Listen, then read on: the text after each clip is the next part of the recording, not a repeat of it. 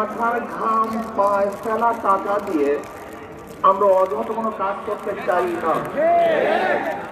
যে দেশের মানুষ এখনো খোলা আকাশের নিচে ঘুমাচ্ছে, যে দেশের মানুষ এখনো বস্ত্রহীন চলছে, যে দেশের মানুষ এখনো চিকিৎসাধীন মারা যাচ্ছে, যে দেশের মানুষ আজকে ডাস্টবিনের কাঠ পরিষদের খাদ্য জন্য লড়াই করছে, সেই দেশের টাকা দিয়ে ওখানে মুক্তি স্থাপন করা হবে। বাংলাদেশের মানুষ মানতে পারে না। দেশ কার তোমার দেশ নয়, তোমার দেশ নয়। আমাদের টাকা দিয়ে মুক্তি স্থাপন করতে দেওয়া হবে না।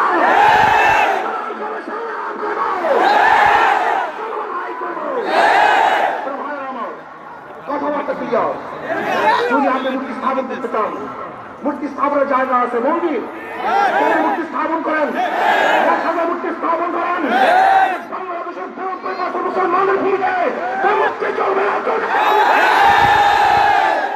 রক্ত দিতে চাই না, যদি দেওয়া শুরু করি বন্ধ করবো না।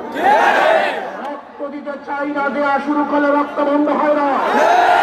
মুসলমানের রক্ত কেউ বন্ধ করতে পারে নাই। আমরা সে খালিদ ওয়ালিদের উত্তরসূরি, আবু বকরের উত্তরসূরি, ওমরের উত্তরসূরি, আলীর উত্তরসূরি।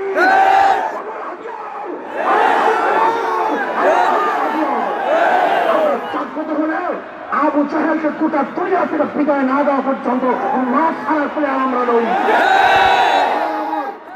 কথাবার্তা ক্লিয়ার। প্রশাসন অনুরোধ করবো, রক্ত দিতে চাই না, মারামারি করতে চাই না, বিচ্ছেদ করতে চাই না, বিভেদ করতে চাই না। শুধু চাই শেখ সাহেবের রুহে মাগফিরাতের জন্য এমন এক ব্যবস্থা করা হোক, সুন্দর একটা কাজ করা হোক, কিয়ামত পর্যন্ত মানুষ তার জন্য দোয়া করবে। রাশিয়ার লেনিনের 72 ফুট মূর্তি যদি ক্যারিয়ার দিয়ে তুলে সাগর নিক্ষেপ করতে পারে, তাহলে আমি মনে করি শেখ সাহেবের এই মূর্তিকে আজকে হোক কালকে হোক উঠিয়ে সেটা দুই সঙ্গে নিক্ষেপ করবে। লজ্জিত হবেন, অপমানিত হবেন। আমরা শেখ সাহেবকে অপমান করতে চাই না, তাকে লজ্জিত করতে চাই না। তার মাথার মধ্যে পাখিকে তাকে পায়খানা করবে তা আমরা দেখতে চাই না। কোন জায়গায় মূর্তি স্থাপন করতে চান? দুই পাশে মসজিদ, ডানেও মসজিদ, বামেও মসজিদ। যেখানে আল্লাহর ব্যাপারে ধ্বনি হবে, যেখানে আশহাদু আল্লা ইলাহা ইল্লাল্লাহ পড়া হবে, সেখানে নেমেই মূর্তি থাকবে, এটা আমরা দেখতে চাই না। কষ্ট কথা ঢাকা শহরে ধোঁয়ায় পড়ে কাল ভাস্কর্য নামে মূর্তি স্থাপন করতে দেওয়া হবে না।